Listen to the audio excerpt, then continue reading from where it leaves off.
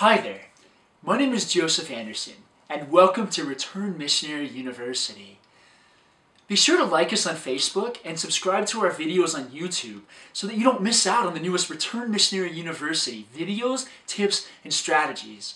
First off, I hope that you all had a wonderful Thanksgiving. If you were anything like me, I bet you were asked at least a few times, so how was the dating life? Or even further, why aren't you married yet?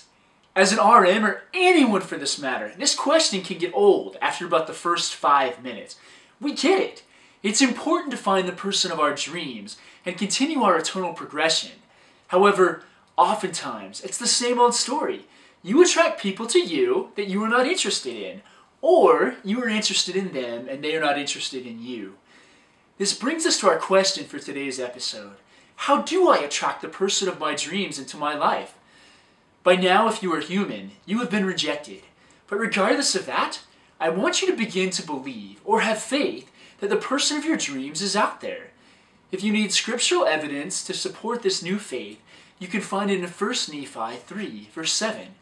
We see that the Lord doesn't give a commandment without providing a way to accomplish it. So the Lord will provide a way, and when we are ready, we will attract the person of our dreams into our life. And if anyone ever tells you that you are simply too picky, just simply tell them this is 100% your choice and you kindly appreciate their opinion. Now, how do you attract this dream person? I want to share with you what I have now termed the pizza shop analogy. I want you to imagine that you walk into a pizza shop and the server asks you, "What kind of pizza would you like?" You respond, "I just want a pizza and I don't care what is on it." The waiter cautiously looks at you and says, "We have many toppings and hundreds of combinations, so what would you like on your pizza?" You tell the waiter simply again, "I don't care. I just want pizza." The waiter tilts his head to the side and kind of haphazardly says, "Okay." He then brings you a pizza that has anchovies, pineapple, and sausage. Everybody's favorite, right? Not so much. And you look at the waiter and say, "That's not what I wanted." The waiter astonishingly looks at you again and says, "You just said you wanted pizza. You didn't say specifically what you wanted on your pizza." How often do we end up doing the same thing in our lives? We simply use the phrase, "I just want to get married." We don't take the time to figure out what it is that we really want on our pizza. Everybody's ideal person is different. One person might want someone that enjoys sports. Another might want someone that enjoys music. With so many different combinations that you can have, it's important that you figure out what you want on your pizza and what you want in the person that is the person of your dreams, and then to write it down. Because that way, you will get a very clear and vivid picture of what you want in your head. Then it'll be much easier to find. Recently, I had a client that fought me pretty hard on doing the exercise that I'm just about to take you through. Finally, she gave in and did this exercise. And in the less than 2 weeks, she had found the perfect guy for her. And they've started to talk about a nice long future together. So this does work. Just give it a try. What do you have to lose? I believe in shooting for the stars. One of my mission presidents once said, "Do not settle. You owe it to yourself, your future spouse, and your future children." And then I extend that to say, and your entire posterity. This is the most important decision of eternity. You can talk with trusted friends and mentors, but take everyone's opinion with a grain of salt. So now let's have some fun and create your ideal mate. Be as specific as you can. We're going to go ahead and we're going to create 3 lists. So the first list that you will create is entitled, "The Person of My Dreams." Now take some time and write down all of the things that you would like this person to have. And when you're thinking about this, I want you to think that you're a little kid right before Christmas. That you could have anything that you wanted. It didn't matter. So with this person, what do you want them to have? What spiritual qualities do you want them to have? What talents? What do you want them to look like? How do you want them to be around children? What talents do you want them to have? How do you want their relationship with God to be like? Is it important to you that they exercise and that they eat healthy? What would you and your ideal mate do for fun? What hobbies would you like them to have? What personality traits do you want them to have? What else is important to you? Remember, this is your list. There is no judgment here. And you get to decide whatever goes on this list. So take a few minutes and pause this video and do it now.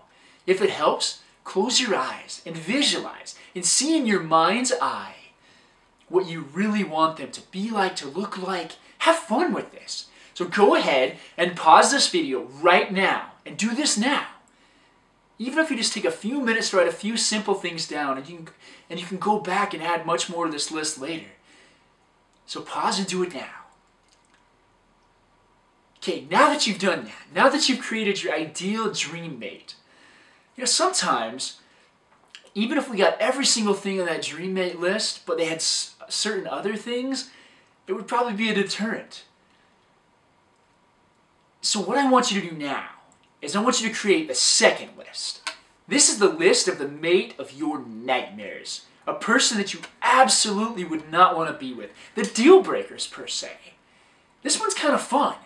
So, you can even think of past experiences that you've been through with other relationships and think of things that you hated about that relationship. Go ahead and write those things in here as well. And have fun with this. So, go ahead, pause the video, and do it now. Now that you've taken a minute and done this one, there's a third list. And the third list is by far the most important. And I want to preface with this. You don't attract what you want in life. You attract what you are. And this is the reason why this last list is the most important. In Doctrine and Covenants, section 88, verse 40, it says, "For intelligence cleaveth unto intelligence, wisdom receiveth wisdom, truth embraceth truth, virtue loveth virtue, light cleaveth unto light." Or more simply put, like attracts like. A person that attends church is going to want to be with someone that also attends church. A person that is in great shape is going to also want someone that is in great shape.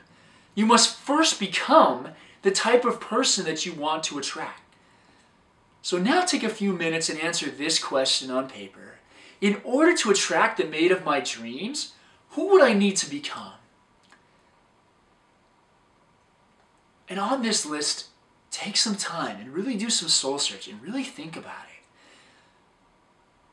So go ahead and pause and do this now. Now, once these three lists are done, it is important to look at them consistently. I would recommend looking at them at least weekly to consistently remind yourself what you want. And I also want to add this one thing. Are you going to get every single thing on your dream mate list? Chances are, if you've got a pretty long list, no. But you're going to get much more on there than you wouldn't if you had not done this. So your assignment this week is to go through this list. And even if you're already in a relationship, you can still make the list. And make sure that they have the qualities that you're looking for before you take that relationship to the next level. Sometimes in a relationship, it's kind of like looking at a murky puddle. Everybody around can see into that puddle except you.